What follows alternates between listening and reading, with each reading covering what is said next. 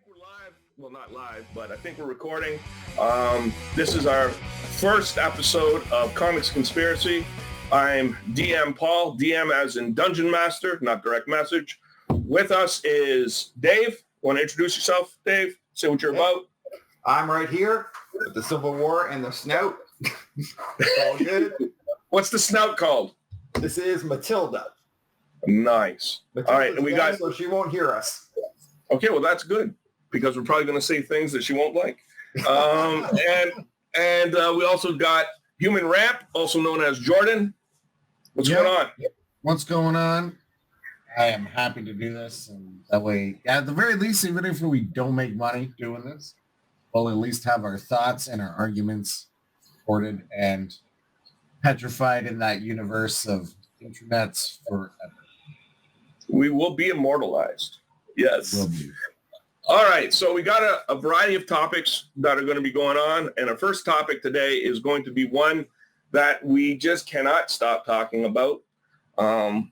And if you're wondering what we're all about, we're going to be talking about the underside of comics, the dark side of comics, the what ifs, the stuff that everybody wants to talk about, but nobody actually does. Like, let's just talk about the Hobgoblin's death. We'll save that for another day. But today, a primary topic, one that we're going to keep coming back to, I'm sure, on this program is going to be Civil War. Marvel Civil War. Yes? Best comic written. 100%. Okay, well, that's going to be there's our topic right there, best comic written, because I'm gonna dispute that one. You can dispute it all you want, but the fact that we're still talking about it 15 years, however many years later. Yeah. All righty. Okay, so what's the big conspiracy here, actually? All right, it's a good comic. It was solidly written. I mean, given the premise, right, it's just a good reason for a bunch of superheroes to beat the crap out of each other, and we all love to see that. What's the real deep bone marrow of this comic that just keeps drawing us back to it? What do you think? It's the moral dilemma of and like the philosophical idea of what's in this comic. It's the fact that... Go ahead. Oh, no, I was just going to say, when you turn your head away from your mic, we can't hear you. Oh, really? Yeah, man. So keep it like this? Yeah, that's much better. All good. Okay. Yeah, like when you turn your head away from your mic, we can't hear you. Can you hear me? I have no idea what you're saying. On it. But when I'm going like this, you can hear me. Yeah, we can hear you. Interesting. Okay, let me fix that a bit. All good. Okay, All right, I'm going to jump in for a minute, though. Yeah, okay, so Jordan, while you're messing with that, can you mute it? So we're not going to... Okay, cool. Okay. All right, so go on. I think the big premise of Civil War, though, is that consequences have actions. So it's all about accountability, and they want to really touch on the topic of, like, yeah, you can go out and save people or do whatever you want, but there's got to be accountability for your actions, whether they're good, they're bad, in between, they're gray areas, whatever. There's got to be some accountability. And I think this was about the world saying to, like, the superhero world, there has to be accountability. We got to hold you up to your actions, you know? And whether people agree with that or not, or, you know, is up to them, you know, but it was still, they have to decide, you know? Is what's your rights as a hero? Are you allowed to keep your identity secret? Obviously, there's some reasons why you need to protect people, but still, you choose to do this, you have to have consequences for your actions. There's ramifications, right? So do you think that this is perhaps a response to what was going on in the Iron Age comics? Well, you know what I mean, the 90s with all the crazy, like, everybody had a gun. Even though people were, like, super strong and were bulletproof, they were still shooting. Everybody had guns. Everybody had swords. Do you think it was a little, and everybody was just absolutely reckless? Do you think it was kind of a response to that? Oh, for sure. Yeah, it's probably got some touches on that for sure. Okay. What do you think, Jordan? So I agree that it is a response to the irresponsibleness and the unaccountability of of the superheroes. Oh, Whereas- wait. Not just the superheroes, but let's just say the creators and the publishers. It's also they're the ones that are responsible for letting it happen. But go on. Fair. So what it comes down to is, do you think these heroes should be accountable for their actions and destruction or not? And that's what this comic book is basically about is, guys, you mess up, you destroy a lot. It's time to become accountable. One side says yes, the other side says no. That's basically the premise of the comics. Okay. So, do you think that being a superhero is voluntary?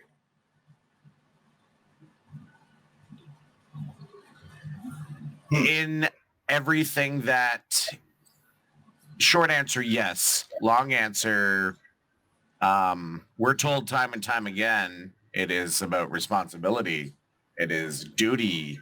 It is purpose. So short answer, yeah, they're doing it on their free time. They're not getting paid for it.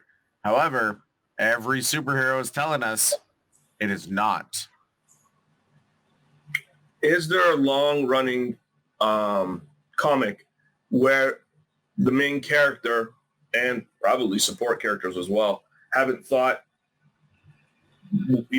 maybe I should hang up the cape? Yep. That's right? happened many, many times. It's a struggle Right. always, right? Yep. So we kind of agree that it's voluntary. Now, regardless of your sense of responsibility and duty and everything else, we do agree that it's voluntary. Like, Yep. it's not like as if they're being drafted into service or anything like that, right? They haven't Correct. gone to police academy Correct. and they haven't reached a certain social standard in a career that is called a superhero, right? Correct. All right. So we do agree that these are civilians for the most part. There are a lot of exceptions there, but for the most part, these are civilians, So I just and they're voluntary. I just want to touch on one thing. I do volunteer for what's called Kin Canada. We raise money for cystic fibrosis. Not only do I have to register, I have to get a police background check as well. They Yep. want to know everything about me because now I'm volunteering towards an organization, whereas these characters are volunteering their time and their bodies. So there is difference, but even when you volunteer and you're changing people's lives, you have to have some accountability because when you mess up, and we know superheroes mess up, rip Gwen, rip countless different characters or buildings or whoever's in the Marvel universe, who's taking account for that? Mm-hmm. Yeah, you're absolutely. I'm on the same page, but I'm just making sure that we're clear. So, with your volunteer work, say at the social programs that you belong to, right? Right.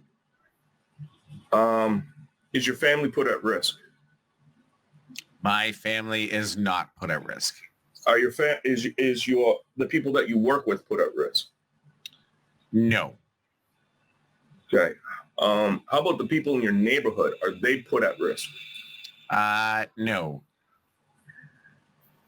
So you might understand why there has to be a certain level of, I don't know, secrecy.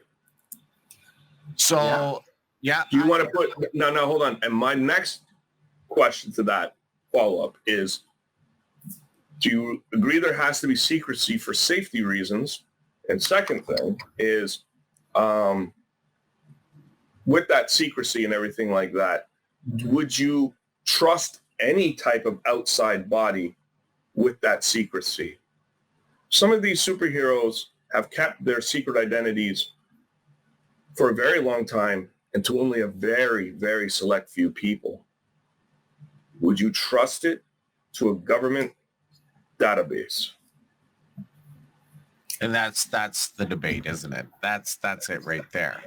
Now let me throw it back on them. Sure. Just because they can do extraordinary things, okay? They can do superhuman things, and they fight people who also do superhuman things and extraordinary things. Take that all aside. Mm-hmm. Cops have to register.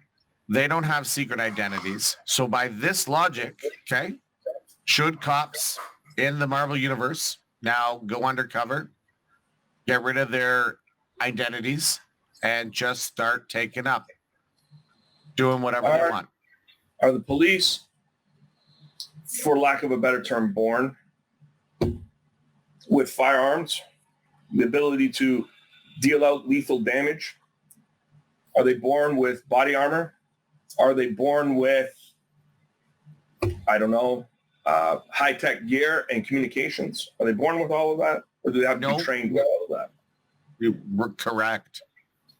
Tony and Spider-Man and Cap and the Hulk and Doctor Strange. I mean, everybody pretty much other than the X-Men does need training. You actually raised a good point. Mm-hmm. There should be some program of training for these heroes and a standard. Well, some of them kind of get it when they join a team, like the Avengers, right? But then it's not voluntary anymore, is it? It's not voluntary, no. So now this goes back to my very original question, which you said, yes, it should be voluntary. So it's not voluntary. So it's compulsory. It is voluntary. But if you choose to do so, you need to do it the proper way, no? I don't know.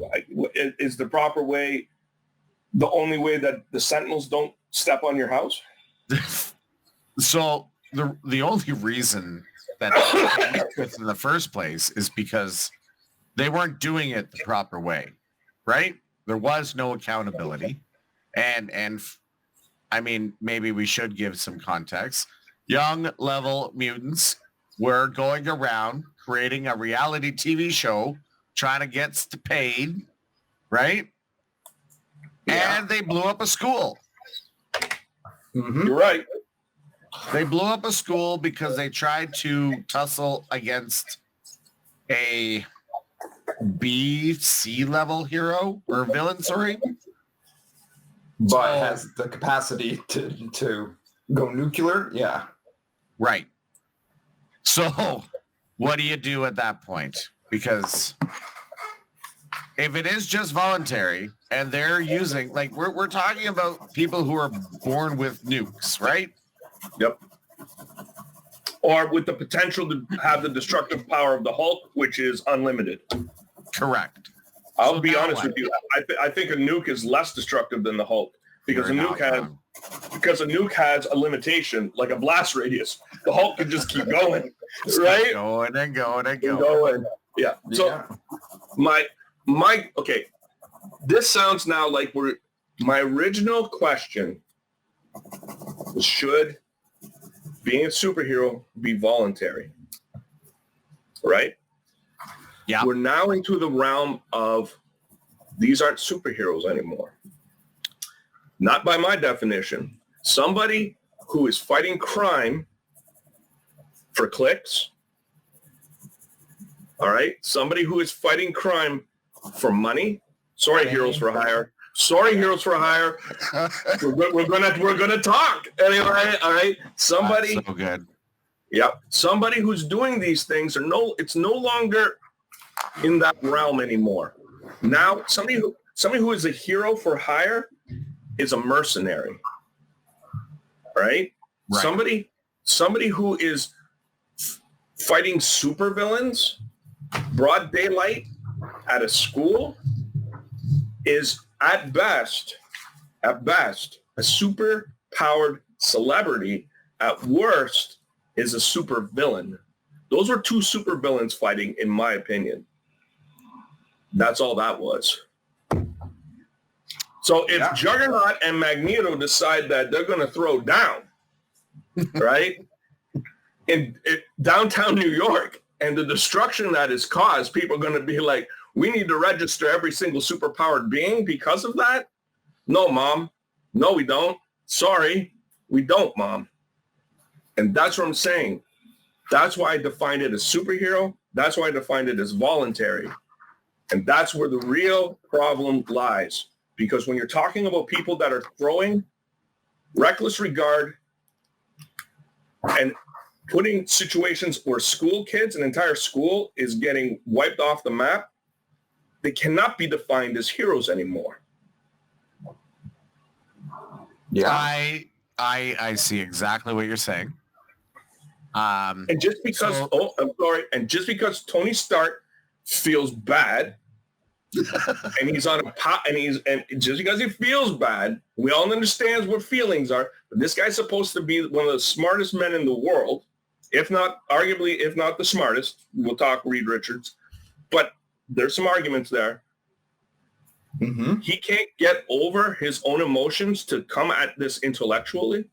He came at it emotionally. Yeah. Yeah, He did. but there was also like how many governments signed on for the superhero? I guess it was just America in the comics. Is that correct?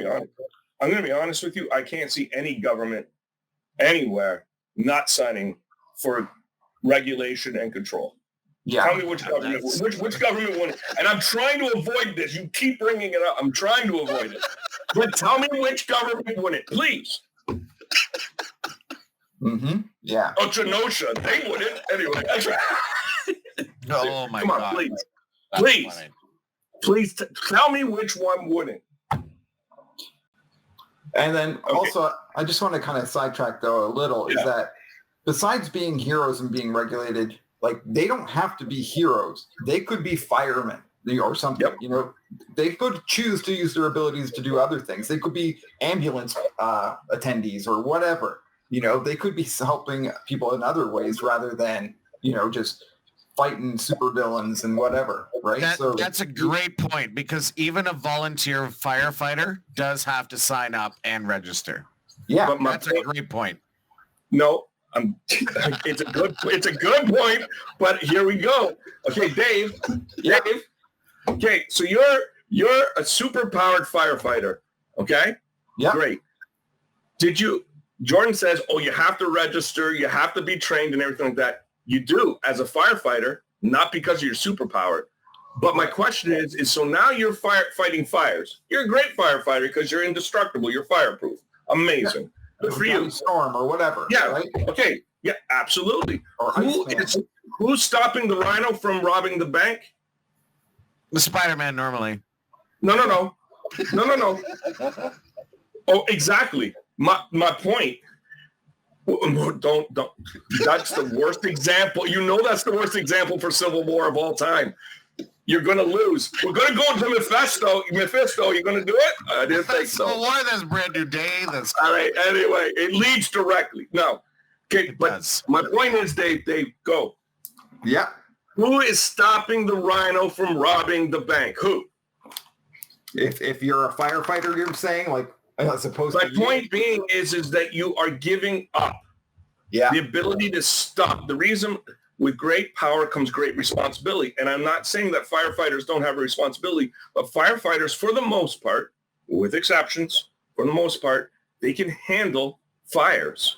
Yeah. They don't need superpowered guys. Would superpowered guys help their job immensely? Yes. But are the firefighters going to stop the Rhino? I don't know. Depends on how powerful their hoses are, but probably No. Yeah. Yeah.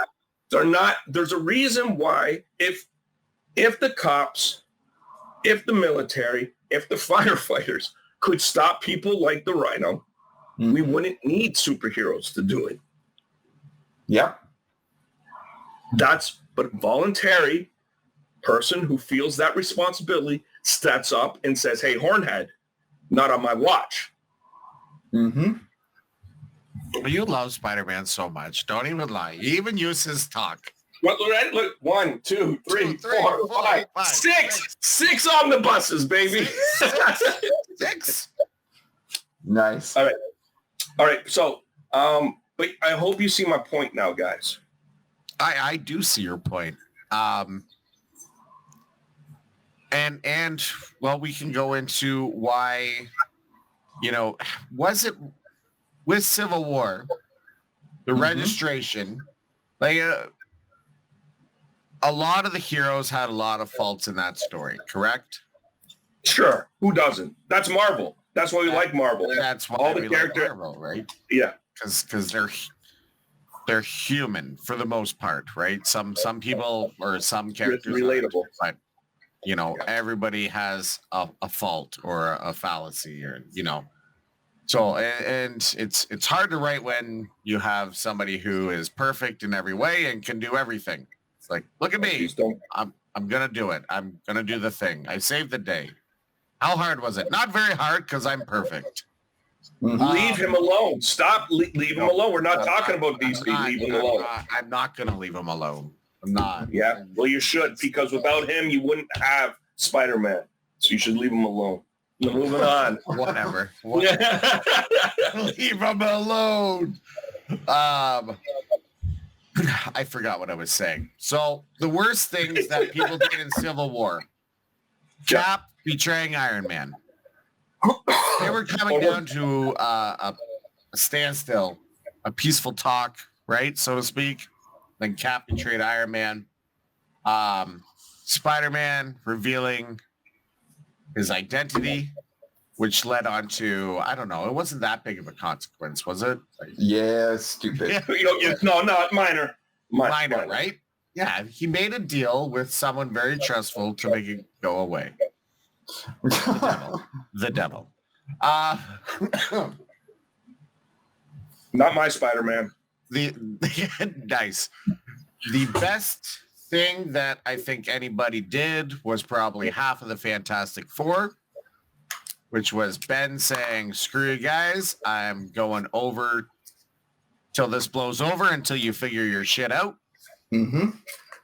And Sue Storm saying, I'm leaving you until you figure your shit out. I think a few of the X-Men did it too, but that wasn't really touched on very much, if I remember correctly. No, the X-Men stayed out of it pretty much. They were like, oh, this is funny. You guys are just starting to realize this now. But right? Actually, hold on a second, though. I think the reason why the X-Men weren't so prevalent in that is because of the whole Marvel was pushing mutants and X-Men titles down then because of the rights and the movie rights. They started to phase them out and not give them much of a spotlight. So I think that's why they didn't play as big a part in Civil War as we would have liked. But behind the scenes right there, comics conspiracy, you heard it here. But what I also think, like, when they're hearing about registration and all that kind of stuff, they're like, we've been dealing with this forever, man. Just tell us when the Sentinels are showing up. Right? Yeah, 100%. That's a good point, Dave, with the booking of the X-Men, because, they were trying to downgrade the X-Men because, another studio owned them, right? Right. Yeah. It's all a money greedy kind of thing, right? Well, yeah, they're absolutely. Well, they're in the business of, and if that business is not making them money, I get it. It sucks. It sucks for the fans when that kind of stuff gets in the way. CM Punk just got fired from AEW 2 nights ago because yep.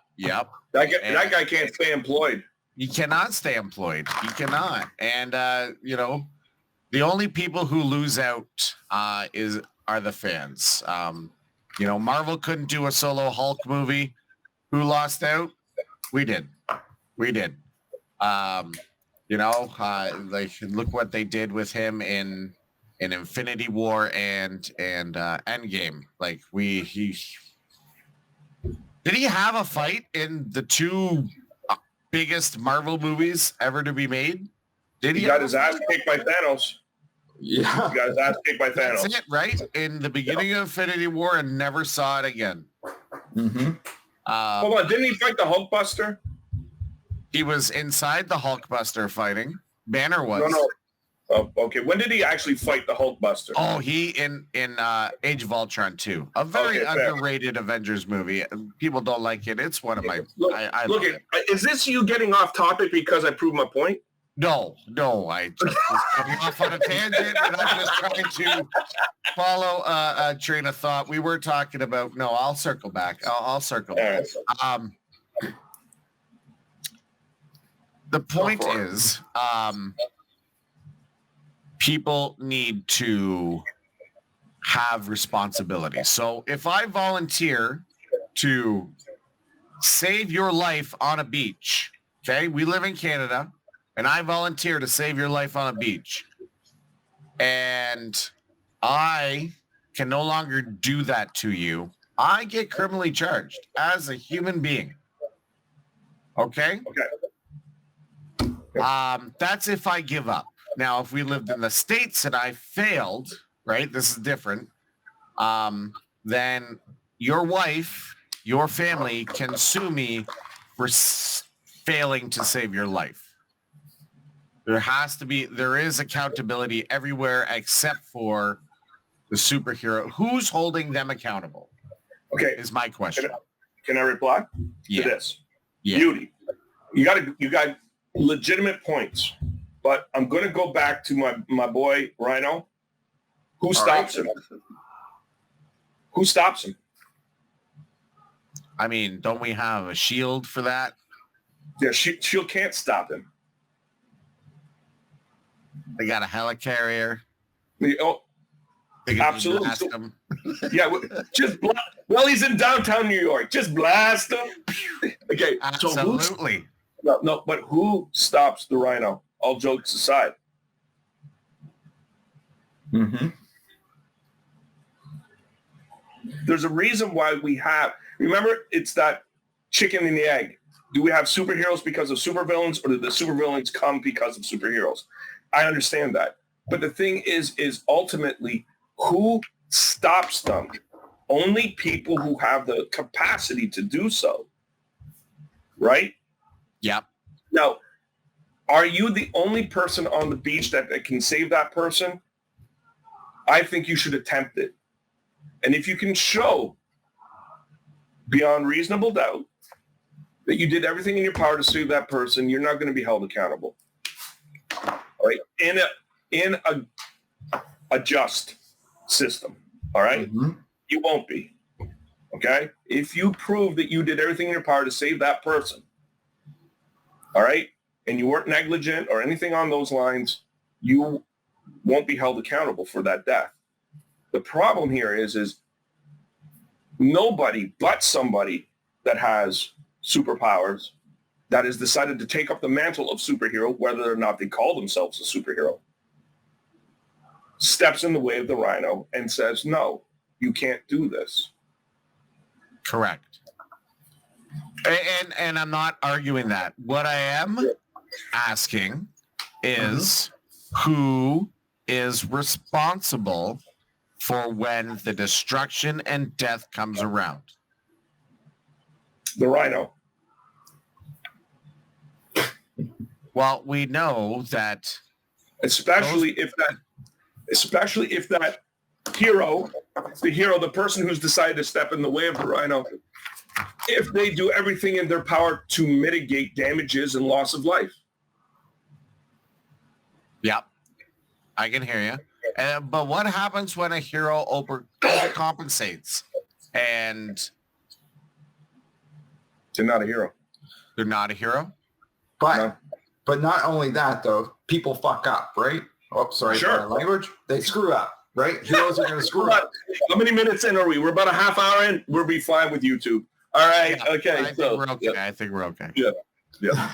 But you know what I mean? Like, it's not just about them, because they are going to screw up. Everyone's going to screw up.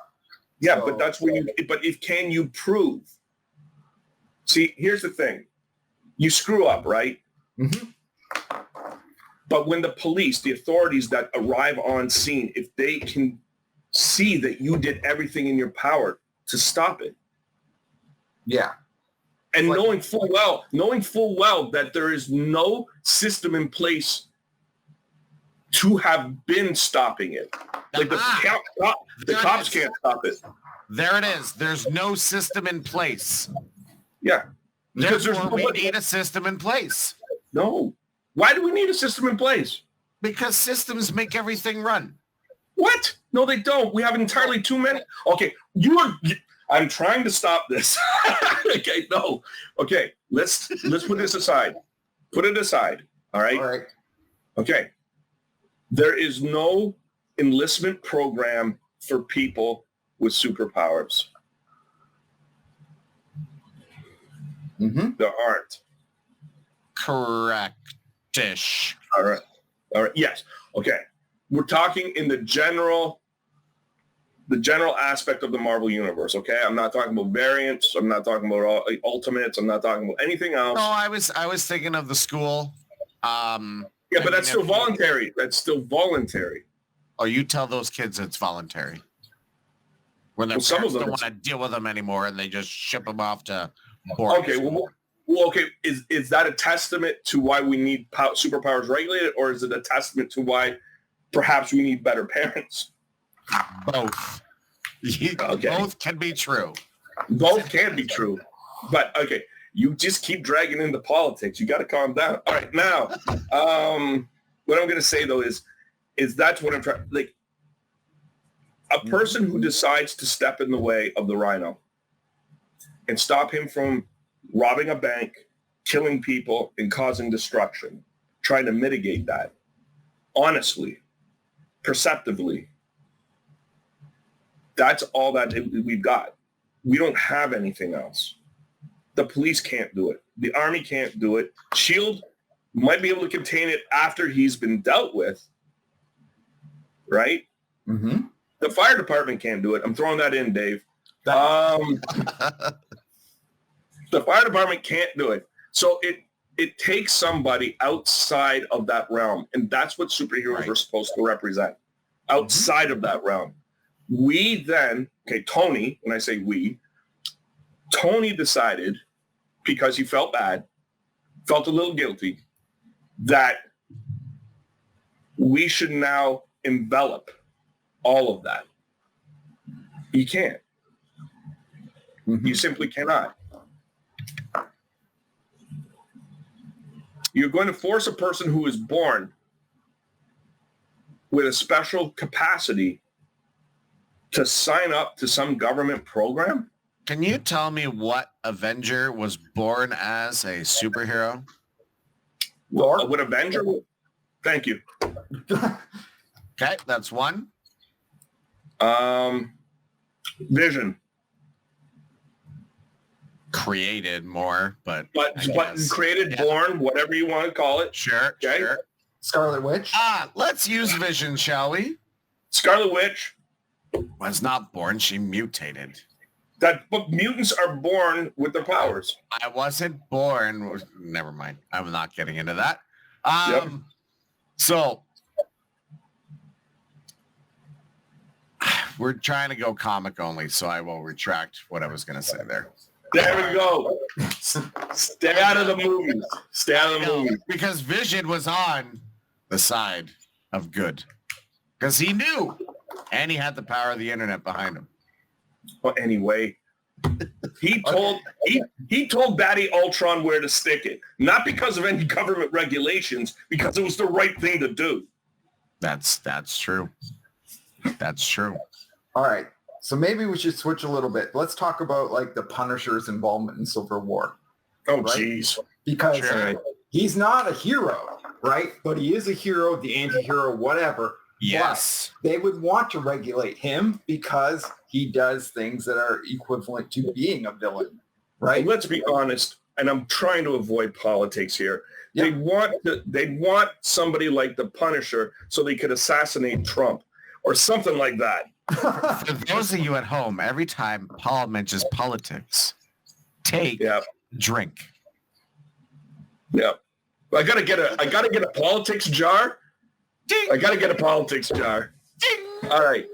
Anyway, nonetheless, but to be honest though, yeah, okay.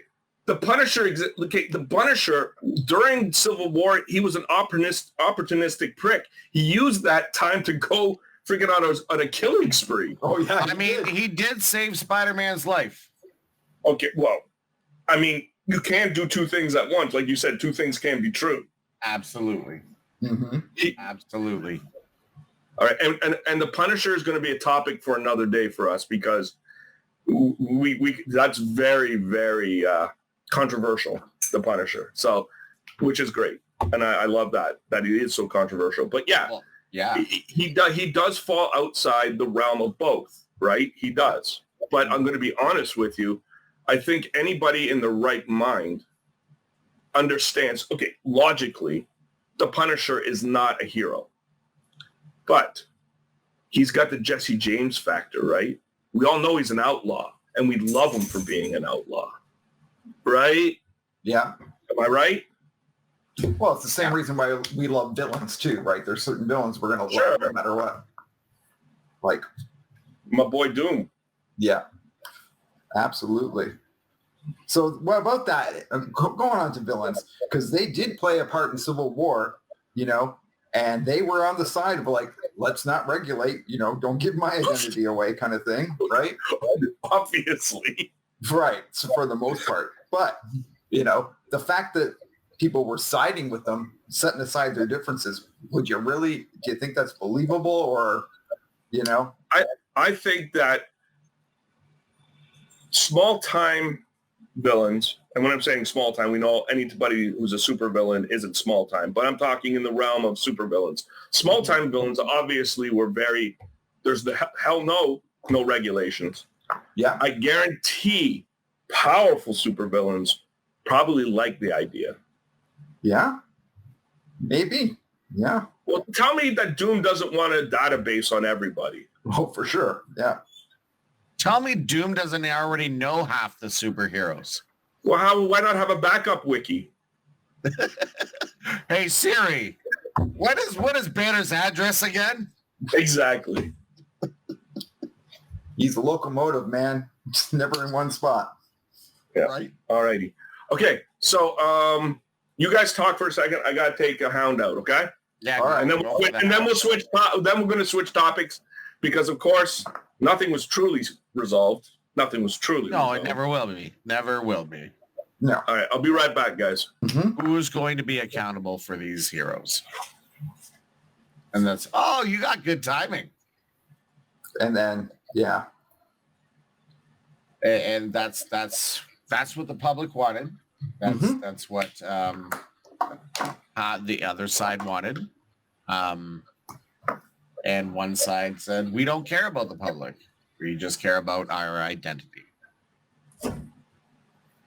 Hello. Welcome back. Okay. Well, I know that's a devil's advocate argument because I know that you honestly don't feel that way. Listen, it doesn't matter how I feel.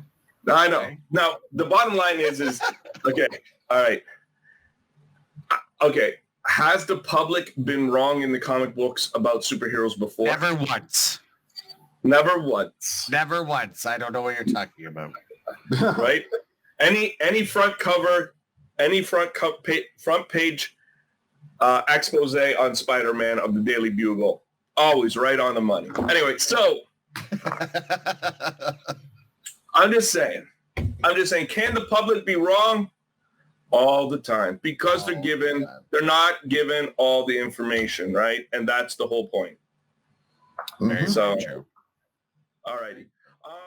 Okay. So we're going to move on to our next topic, okay? Sure. And this one's a good one, guys. This one's going to be an interesting one, okay?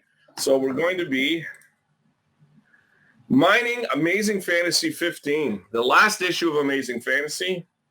And the first appearance of our boy, Peter Parker, who is Spider-Man. You heard it here first on Comics Conspiracy. Peter Parker is Spider-Man. So, Way to spoil it for everyone. all righty. I'm Well, just going to have a quick pee break. You put me in the waiting room. Put me in the waiting room and bring me back. All right. Okay. All good. Okay, so let's talk about it. Well, before we talk about it, let's talk about what we're going to do with this. Why we're doing it. Like, what do we mean by? So what is mining? We're going to be taking elements from the very first appearance of Spider-Man, Mhm. and we're going to make a modern day story from it, or even a sequence of stories, right? We're going to make an entire plot line from it. Okay. That's logical, reasonable, plausible. There's going to be all those things, and that's what we're going to do. So a modern take in a sense, right? Well, yeah, an expansion thereof. Mhm. And when Jordan gets back, we'll go into a little bit of depth there. We've talked about this before, just him and I, and we got some pretty cool ideas. Yeah. And if this is something that, you know what I mean, is gain some traction or we like to do, we're going to do it with other comics as well, especially older comics. Yeah. And basically what it's supposed to show is what can be done with all the loose ends throughout comics history. There's so many valuable resources, so many great comic books, and we could have an almost endless capacity of storytelling from them. But instead, we're given a lot of, I'm just going to say new ideas that really don't jive, you know? Yeah. Okay. Yeah. So, And, okay, go on. so while we're waiting for him to come back before we start into Amazing Fantasy, why don't we just kind of break down what is Amazing Fantasy? Like what are the key points of it, right? So that we can have a bare bones to look at. Okay, so it was like, you mean the concept of Amazing Fantasy was a collection of stories, right? That were supposed to be a little... We'll talk about like the actual Amazing Fantasy 15. So story. Okay, so it's the origin of Spider-Man. Yeah. Yep. So story opens up with nerdy teenager, nobody, low man on the totem pole, if you will. Somebody all the comic book geeks can relate to in a sense. Because absolutely. He's nobody, right? He's a nerd. Yep. And, his life kind of sucks. I'm going to be honest with you. I don't think that most of our viewers are probably not going to be familiar with Spider-Man's origin and who Peter Parker is. Yeah. Most people. Okay. Yeah, he was a geek. Yep. He was an outsider. Yeah, he was an orphan that was being, taken care of by his guardians, Aunt May and Uncle Ben. Right. And he was living a very simple but obscure life. But these are all choices made by them because they knew what their target audience was going to be, right? Absolutely. That's more like what I'm trying to get at. Like there is thought behind it, Yeah, and it worked. It worked very well. It is why to this day Spider-Man has resonance, and is a reason why I believe that other characters like Miles Morales has gained popularity is because he harkens back to that spirit, right? That original spirit. Yeah. And in fact, I think in a way Miles Morales is maybe a little bit too, I'm going to put this in hip. I think he needs to be a hell of a lot more nerdy to kind of get that true feel back, right? He should be like Spider-Man's alter ego should be an outsider. He should be, you know what I mean? Like disdained, right? Right. Yep. And then he lives this hyper adventurous, over the top, front page kind of, superhero life. And it's a direct contrast to what he is without the mask, right? And that is part of the draw of it. That's a part of the big draw of that. And like his character is like, in a sense, like, sure, Spider-Man is funny as hell. But the reason why is because he's socially awkward. He's just making jokes because it's how he deals with being in that situation, right? Yeah, he's not. Absolutely. He's not really like I should be a stand-up comedian. No, he's more like, God, I'm so nervous and awkward. Now, on top of all of that, which is really kind of overshadowed in a lot of ways, is he's also a super genius, Yep. right? Like Peter Parker just isn't smart. He's a super genius. Like, I'm not saying that he's Tony Stark or that he's Reed Richards, but he can understand what those two guys are doing. Yeah. Where everybody else is just like, it's pretty much magic to them. Mm-hmm. Right? Yeah. He's got it. So, okay. So we were just laying down some background to Amazing Fantasy 15 while you were gone, Jordan. We didn't want to get too far ahead. So we're just laying down some of the spirit of the actual issue itself, right? The spirit. Yeah. We can't hear you, bud. Yeah, you're good. Okay, now we can hear you. You're good. You're good. All righty. So let's get into it. Now that we know what mining this comic means, we're going to try to take elements from Amazing Fantasy 15, first appearance of Spider-Man, Jordan's boy, and we're going to make a plausible, logical, reasonable storyline out of it that could be put in modern day comics. Mm-hmm. First things first, what we wanted to talk about was the guy who killed Uncle Ben. Let's talk about him. Right? Yeah. Let's talk about that guy. Guy who just wanted to rob some money just to, you know. All right. Now, ultimately, I don't know what that guy's fate is. Maybe you guys know a little bit more about that. I know he was captured by the police and he is incarcerated. So beyond that, I don't know. Do you guys know? Honestly, no, I don't. But I'm sure that there has been people have taken up stories and put them in it, right? So I'm sure there's stuff. But what I wanted to look at is that nobody lives in a void. Now, this guy has been defined by this one act, right? Mm-hmm. Killing Uncle Ben, right? Yeah. First robbing the wrestling venue and then killing Uncle Ben. We all agree that's what he's kind of defined by? Yeah. Correct. Okay. But nobody exists in a vacuum or a void. This guy had a life. Why was he stealing that money? Could it have been to support? He was poor. Could it have been to support? Could it have been to support a family? It could have been. It could have also been he owed someone money and he was gonna, Let's keep with the family idea though. So he owed somebody money and his family was being threatened if he didn't get said money. Absolutely.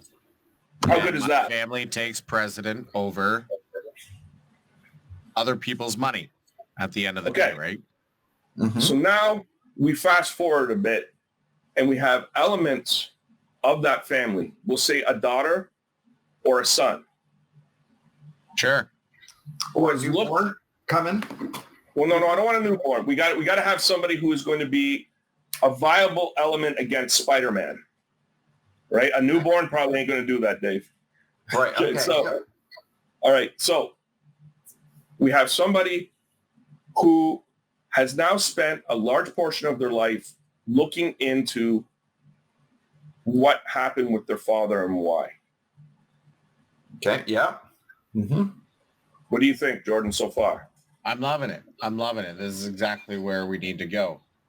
Because there needs to be, essentially, we are creating a new villain for Spider-Man, right? Or potentially an anti-hero. It could end up being a Punisher type. Absolutely. It could end up being a Punisher type character. Who knows?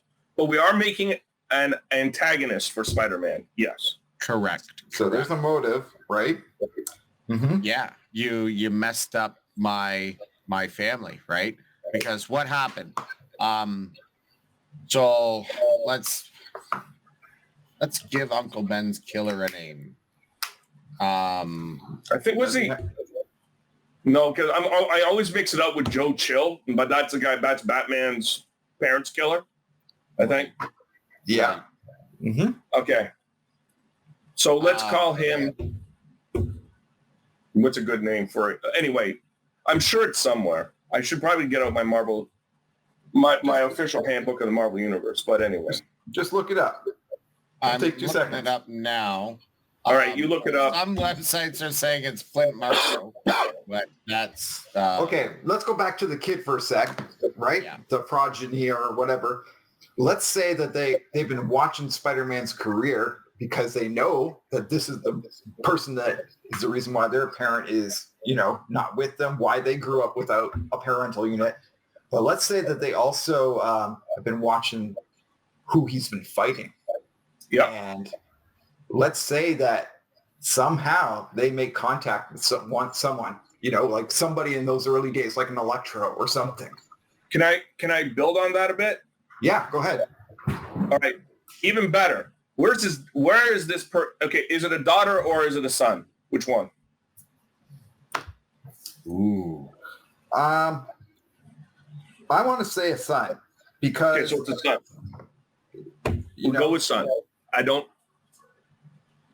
Dennis Carradine is his name? correct.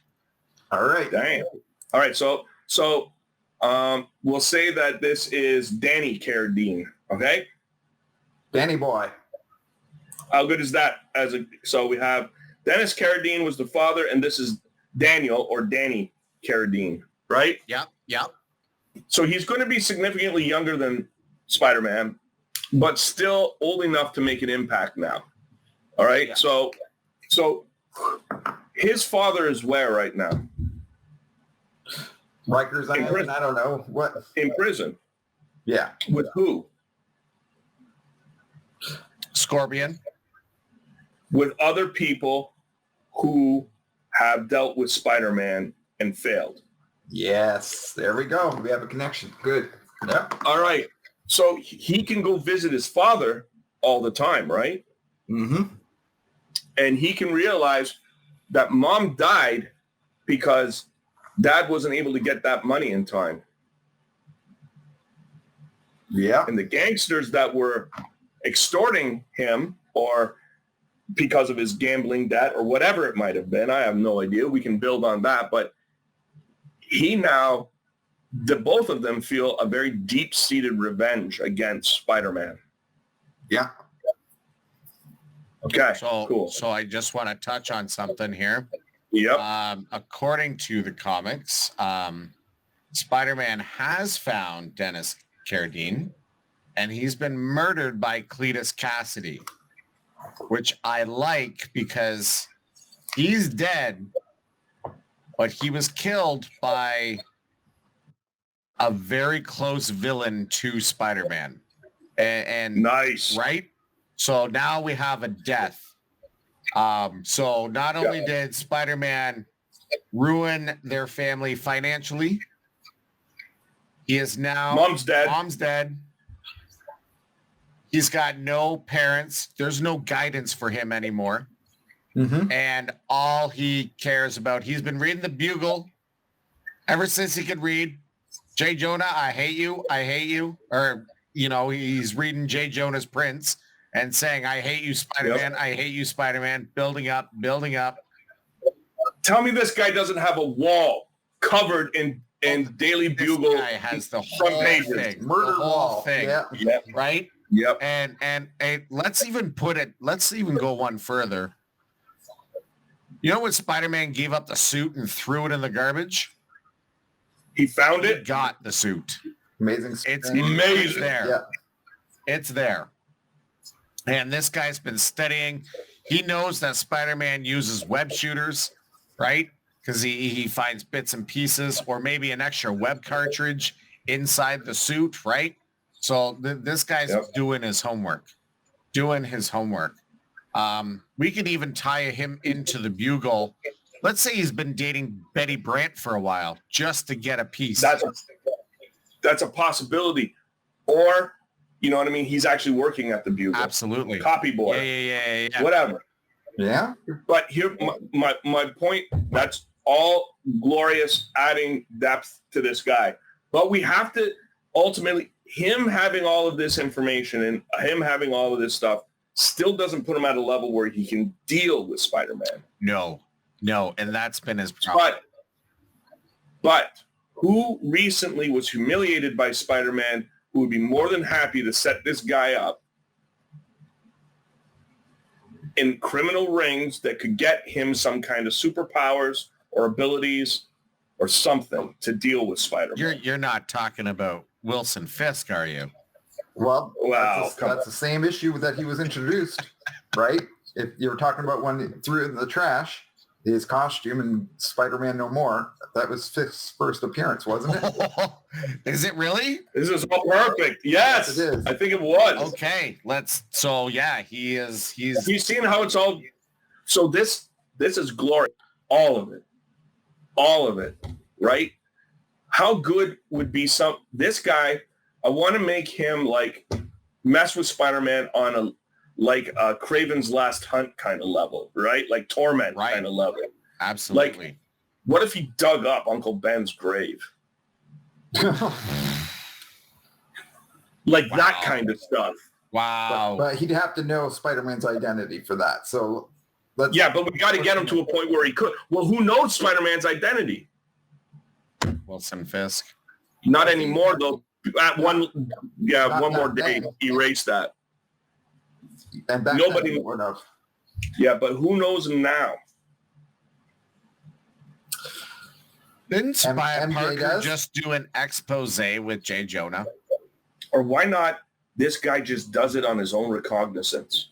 Why does he have to know somebody that knows who Spider-Man is? Well, Why can't he just find out on his own? Well, if he was stalking Parker because Parker's so close to Spider-Man because he's always Yes. getting those great photos, Yep. you're my level. I am going to follow you till the And ends of the earth. It won't even be a situation where he's like doing something like that. He might honestly start off just thinking, I just got to follow this Parker guy because he's going to get me closer to Spider-Man, not even realizing. It's innocent Yeah. at that point. Yeah. Yeah. Innocent towards Parker, I should say. And then he does something. Once he learns that, right, then this takes a whole new kind of turn, right? Yeah. It does. Because once you Because- have that kind of power, Because he sees Spider-Man fighting the Rhino, but then he notices the camera that's webbed up in the corner, yeah. and 1 + 1 = 2. Oh, maybe not noticed. Maybe the Rhino and Spidey are fighting, and Rhino hits something, and the shock wave of it actually dislodges the camera, and the camera falls near him. He goes, "What the hell That's is so this?" good. That's Yeah. so With good. the webs on it. Now, guys, keep in mind, and people that are watching at home, keep in mind, this would not be in one issue. This would be over the course of several issues of Spider-Man, right? Correct. Sprinkled through the whole thing over the course of maybe 12 issues of a year, right? You would Yep. see this build up. Mm-hmm. So, and then this guy, now it doesn't matter. He could have something really cool, like something anti-spider sense. I think that would be very good for him, like an anti-spider sense thing. That would be one very, very powerful thing. I think we should keep it a science-based ability Sure. rather than like almost like a superpower, because I like science with Spider-Man. You know what I mean? Yeah. Sure. Absolutely. So that's the thing. So can we connect Dr. Octavius to this? I think Why that's not? pretty easy. If he's following Spider-Man, So there we go. There's the connect. How many times has Doc Ock been in prison? Too many times. too Right. many. Yeah, too many times. So then he has some kind of rapport with Danny's dad. And then through that, he had a rapport with Doc Ock. Yep. Cool. Okay. Yeah. And there you go. Doc Ock was first appeared in what, issue 4 of Spider-Man, I think? I'm going back a ways. I think it was that. I think it was around there. Yeah. Sounds about right. So we're going all the way back, and this will still tie in, and we could even put elements of Doc Ock's first appearance and everything like that into this. And that way, and this, you know what a great name for this guy would be? What? Legacy. There you go. That's his name, Legacy. What do you guys think about that? I love that. Yeah, that's pretty cool. All right. And then, of course, it's him trying to dismantle. Okay. 3. I was close. I was You were close. very close. Very close. Come on. I'm old and slow. But what I'm going to say is so we have this guy who's going to be a technological villain or antagonist, and he's going to have basically everything that's going to be counter Spider-Man. Remember when J. Jonah Jameson built that or had that robot built that was like the webs wouldn't stick to it and all that kind of stuff?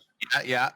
Mm-hmm. That he's going to go back to all that technology and get all that stuff again, Sure. but make himself technologically offensive with all of that against Spider-Man. But he's going to be this. But he wants to dismantle Spider-Man's life, like dig up Uncle Ben's grave and shit like that first. He wants to completely throw him off course. Torment. Yeah, I would even add like sprinkles of something's not right before the big reveal. Like, almost like a I know what you did last summer type element, like some notes. Oh, dude, like think about this is the cover of the comic. Uncle Ben's grave, right? Open, right? Like it's just dug out. It's just an empty hole, right? And sprayed on the tombstone legacy. That's cool. Spray painted, right? What if it tainted? You spray painted tainted. Anyways, that doesn't necessarily matter. But you see the idea, right? Absolutely, I do. Absolutely. I'm also trying to. What other elements can we take from the rich history of Spider-Man that we can take from to make this character feel like he's been involved the entire time? Right? Like threads unpulled, right? Yeah. It could be him becoming friends with Harry Osborn. Sure. Which leads Like to more tech he and just, science. yeah, right. He just immerses himself in everything Spider-Man. Like, What if he's Ned Leeds' photographer? nice. Why not? Oh, why not? Like something like that. Yep. Yeah. And he finds like a hobgoblin cell. You know what I mean? Like, and all that kind of stuff too. Like, this could be on and on this buildup of this character until we finally have that boom. Correct. Correct. You know what I mean? And where it's like, he's like, if you want Uncle Ben's bones back, you're going to meet me here and we're going to have this out kind of thing. You know what I mean? That kind of deal.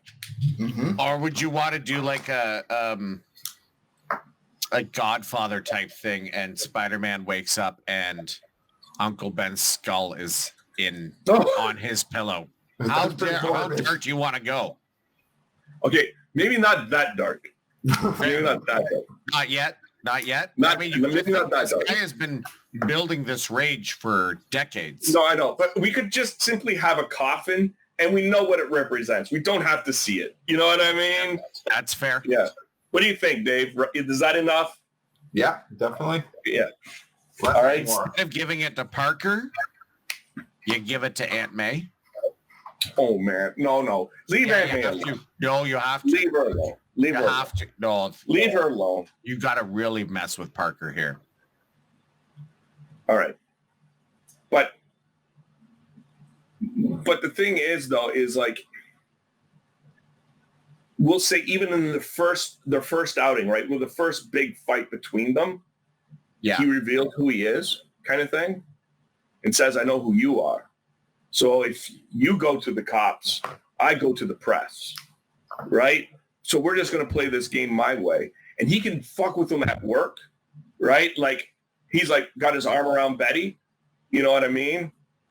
Like that whole thing from The Office. Hey, Parker, I'm going to keep dating Betty. I'm going to date her harder.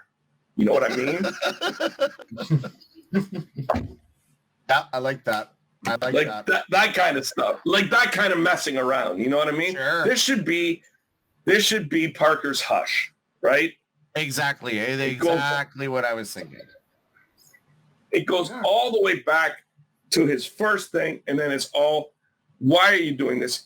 And he's like, because my real name is Daniel. What's the guy's last name? Carradine or something? Carradine. I'm Daniel Carradine. You knew my dad, Dennis. You remember my dad? You didn't know my mom, though. Let me tell you what happened to her. So right. Dennis Carradine, his child was adopted. Ready? You ready for this? Oh, no. You ready? Go ahead. I'm almost scared. So we're going to, this has been going in a long time. There was no alternate dimension. There's a reason why this kid is swinging around calling himself Spider-Man. The antagonist is Miles Morales. Oh, no. Yes, you do it. No. This is why You you're so killed- close. No, I haven't. You killed me. No. I was thinking, okay, hold on. Jordan, I liked your idea-ish, but I'm going to be honest with you. I thought that would also be part of the buildup. Him, he's got to see if he can take Spider-Man on, right? So what would be, if you're going to have a practice bout to fight actual Spider-Man, who would you go after? Miles. Okay. So you want to take him to take out Yeah. Miles first? And he puts him so bad, he beats him so bad. He's like in a coma in the hospital kind of thing. Yep. What do you say Yeah. about that? And he's And got that lets him notes. know. Yep. And that lets him know I can beat Spider-Man. Yeah. And it's, you did this to him. Not me. You did this Yep. to him. If he didn't have the name Spider-Man, he wouldn't be in the hospital. Right? Yeah. Okay. I like that. Okay. I like that as well. Okay. So we have a whole new character with an amazing background that could have years-long implications with Spider-Man. Yep. And look what we did. And we did that in such a short amount of time. About 30 minutes. What do you think, Dave? I like it. It's all good. Hey, anything you want to add? Because Spider-Man is your boy too. So is there anything you want to add to it, man? Like, Wow. Let's just say, one thing I would like to keep out of it, no matter what, is keep Venom and symbiote shit out of it. You know? yeah, absolutely. Like, just to keep it fresh. You know, Okay. something. I want a little bit more, like we said, technological Grounded. street level, Yeah. right? Yeah, Let's grounded. let's keep that going. Yeah. No, I think it would be really good. You know? All right. Well, I guess the people, if they're watching this, they could let us know what they think about it. Yeah. All right. They might have ideas. To add on to it, absolutely. But this just goes to show, you know what I mean? Like what can actually be done if people want to actually do it. And what should we add on to next? I would love to hear that too. Yeah. What should we mine next? What Yeah. should we mine next? Yeah. What should we absolutely. mine next? So, all right, guys, are you guys ready for topic number 3? Yes. Yeah. This could end up being the spiciest one of all, and we could actually get into some arguments. That includes you, Dave. All right. All right. So, topic number 3 Mm-hmm. is who do you trust the least? DM Paul. Right. I was going to say we all know it's Human Ramp because of his takes on Civil War, What? but okay.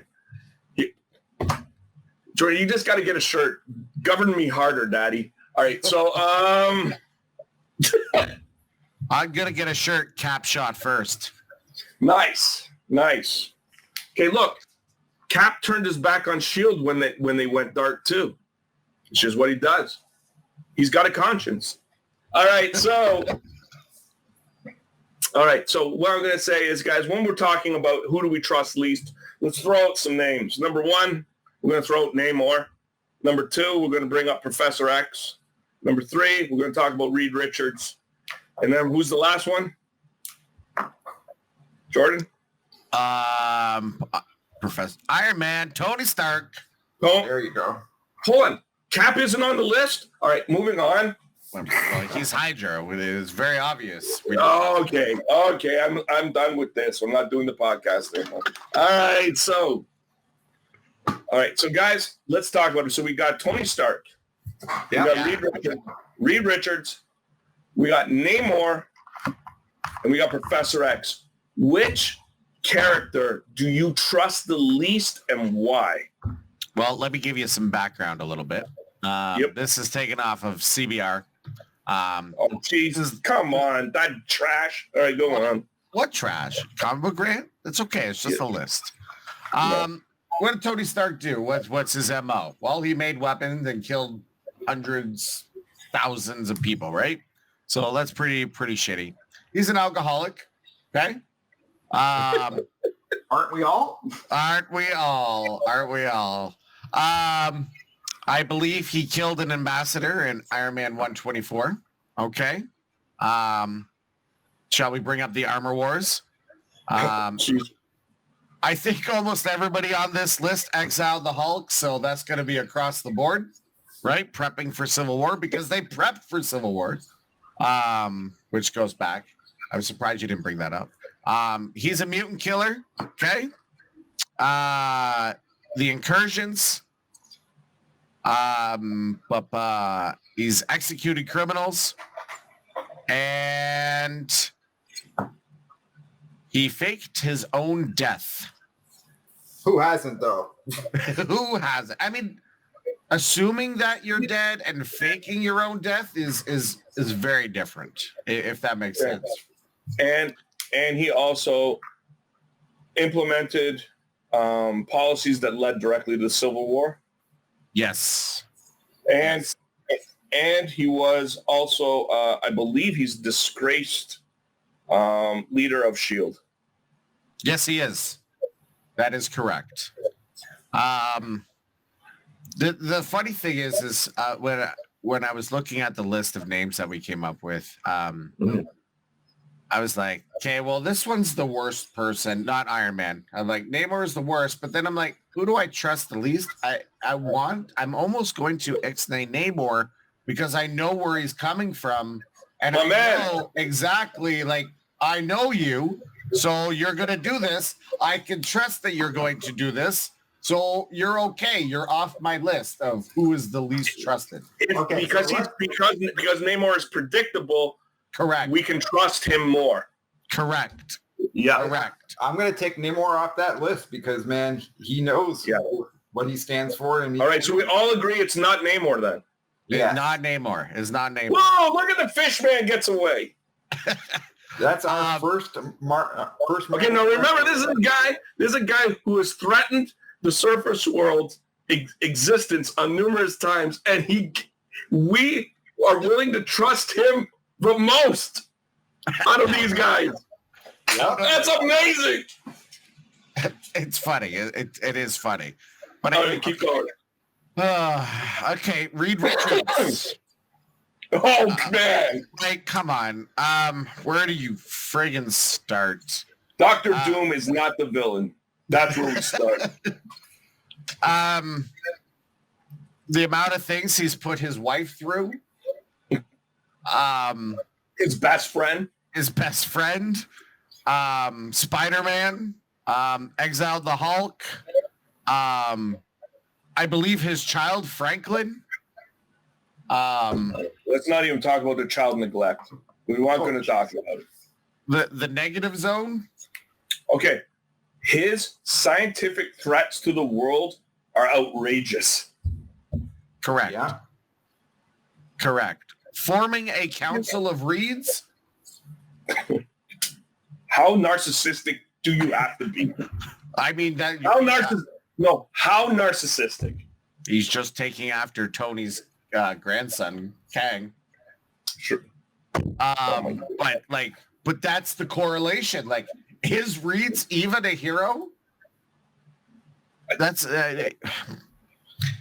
he made bad. Okay, hold on.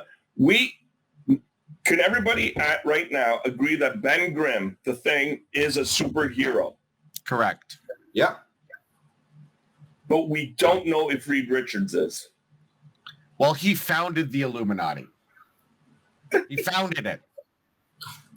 So he's like, hey, let's take the least trusted people in Marvel that are supposed to be good guys. Namor is an anti-hero, I guess, at best. And let's all sit in a room and think of how we can control the planet. Mm-hmm.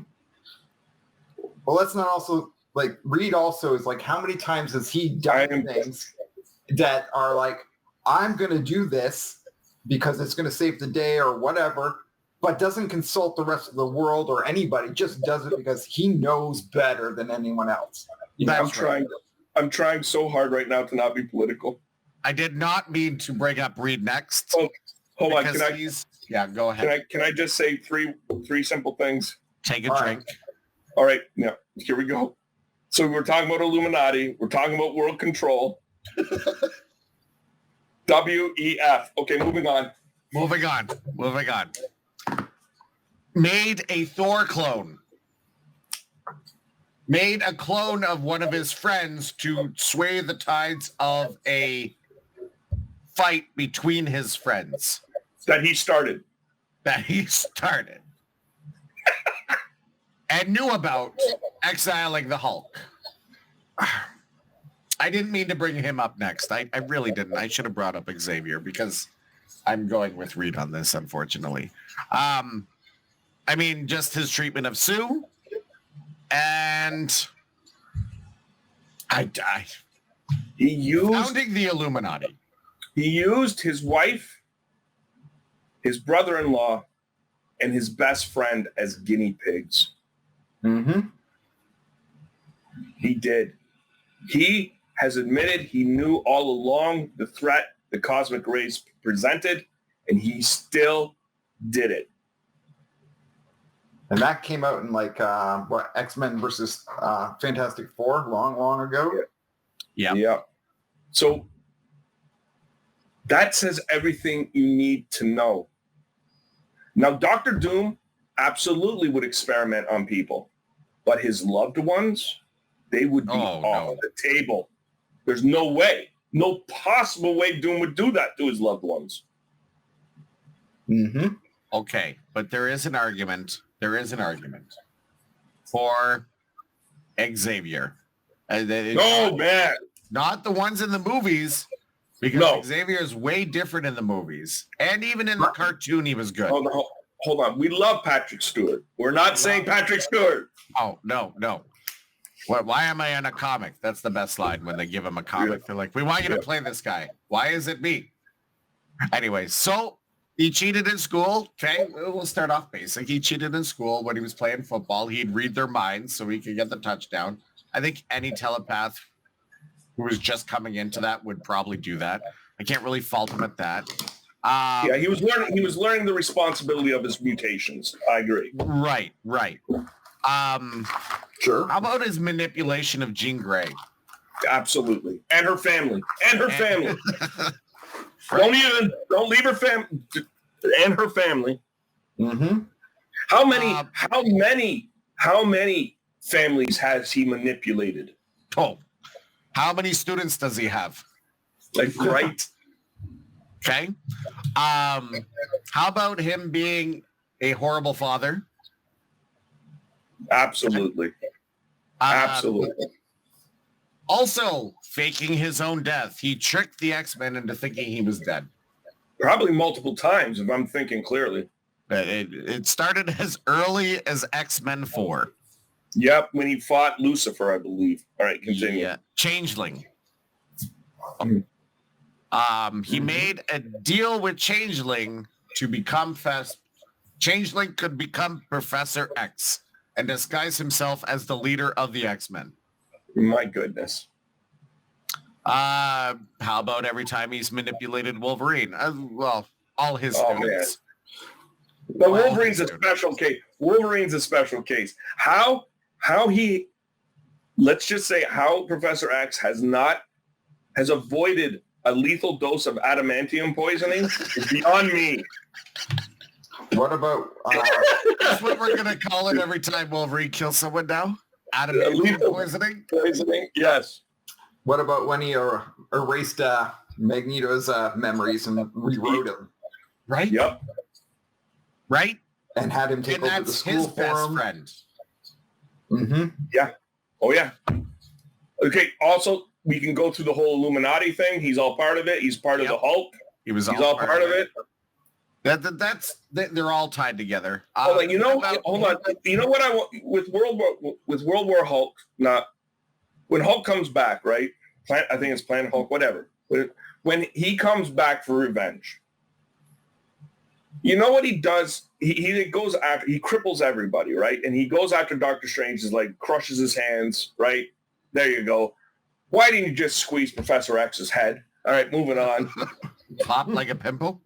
Right. Right. How about when he erased Beast's existence from the minds of people close to him? Absolutely. Erased That's a real Cyclops' brother. Yep. How about when we go into the womb? This is a newer story, or newish. All right. And he attempted to kill his twin sister in the womb. Oh, geez. Now that's dark. I'm also going to say, I'm going to say this. Like, I don't know anything about that because if it's modern comics, whatever. But him creating X-Force, I need to create a group of assassins to deal with problems the X-Men can. Or won't. Right? Won't. That's a better. Won't. Yeah, won't. Yes. Won't. How dark do you have to be to do that? Yeah. Yeah. Why'd you call him X-Force? Why didn't you just call him the Brotherhood? Oh, wait, it was already taken. How about Onslaught? What was that? Onslaught. Oh, okay. All right? Ridiculous. Yeah. Onslaught. So these are my two candidates for who you trust the least. Okay, And so it's who? Richards and Xavier. Okay, so are we saying Tony is? I think Tony is off the hook simply because I can trust Tony to be his own worst enemy. Yeah. Okay. Okay, you understand? Like, I think as much as Tony is going to fuck things around, he's going to fuck himself harder. He always does. Yep. All right. So do you guys agree with that? That is why I'll take him off the list. Yep. Yep. He'll punish himself as well, like, which in turn will fuck things up harder, and then he'll punish himself. The cycle continues. Absolutely. Right? So Yeah. Dave, what do you think? Are we taking Tony off? I would definitely take Tony off. Yep. All right. Okay. So we're down to T, and I knew it would come to it. Reed and X. Mm-hmm. Reed and Xavier. Richards and Xavier. The fact that they're leaders of their teams really sucks. Well, that's narcissism, right? It is. It is. I know my vote. Spider-Man, right? No. Yeah. More pictures of Spider-Man. All right. I'm going to be honest with you. I have to pick one of these two. It's going to be Xavier is the one that I cannot trust. Reed is the kids. Yeah, it's the children, man, and the manipulation of the families and everything else. I can't do it. I can't do it. In like my wife is a teacher, and I see what's happening in our schools, and maybe it's a little bit too close to home, but him having that kind of responsibility and being the kind of man that he is deep down inside, he should be nowhere near kids. Nowhere near them. Yeah. Nowhere near them. I can't argue that. I mean, and like Reed is going to open up a dimensional gate that's going to destroy the world. I understand that. but he's not psychologically bent to go after children specifically. Okay. Yeah. Xavier is. Mm-hmm. I mean, I can't argue that. Poor Charles. I want to counter it, but like I can't. When you bring the kids into it, and how he mistreated his brother. Come on, his brother, his sister, Jean Grey, Wolverine, like his entire team. No, I'm not.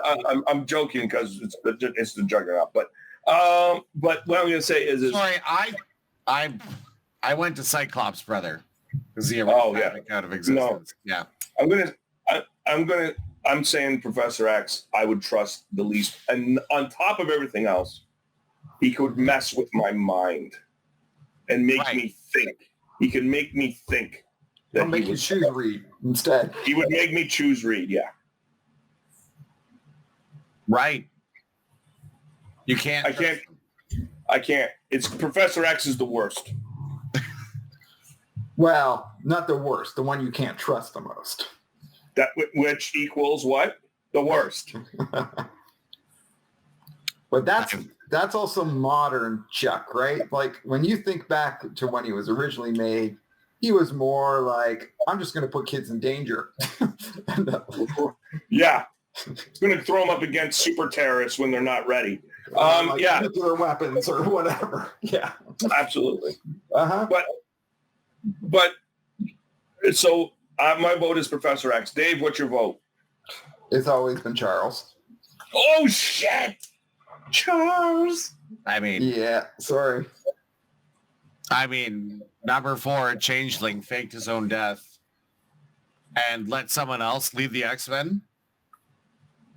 It's Charles. He's always letting somebody else lead the X-Men. He's running off and having romantic liaisons with aliens. I'm okay with that. Go do your thing, but like, at least put Storm in charge while you're gone. But leaving all of that responsibility just because he wants to get laid? I mean, everybody needs a vacation, okay? That's not a vacation. When you don't got it, Mhm. you got to get it sometimes, Anyway. What? So what he's doing. Can you believe it? We picked Professor X, a poor old dude in a wheelchair. And as a big fan of the 96 cartoon or 97 cartoon, like that it blows my mind of how unrepresented Charles was in that cartoon. So versus the comics, it's way different because in the cartoon, Xavier has to make some hard decisions sometimes, but the one thing you could always believe in is that he cares about the X-Men. Whereas in the comics, does he really care about the X-Men? Does he? Yeah. Or does he just... He cares more about his ideals. Yeah. Which makes him a hypocrite. Absolutely. Most ideologues are hypocrites. Fair. Yeah. I don't know. I've tried to read the modern X-Men and I just can't get into it. It's too much. I'm not talking about it. Anyway, guys, we did it. We talked about the 3 topics. All good, man. Boom. All right. So you guys, here, I'm going to throw up some stuff here. This is Dave's artwork, which is absolutely amazing. If you want to take a look down on the ticker, I'll let that flow for a bit. Dave, you want to plug anything? No, I'm good. I don't need to plug anything, do I? Look at that. We're getting there.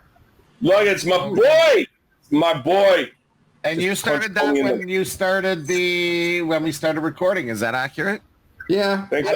I've been following along. It's amazing. Absolutely badass. Okay. You guys can find me at Grounds of Battle on X, and you can email me at battle-grounds at hotmail.com. I'm coming at you out of the Milton Battlegrounds Game Club. Dungeon Master Paul. Jordan, anything? Nothing to plug because I run restaurants and that's about it. So nothing to plug really.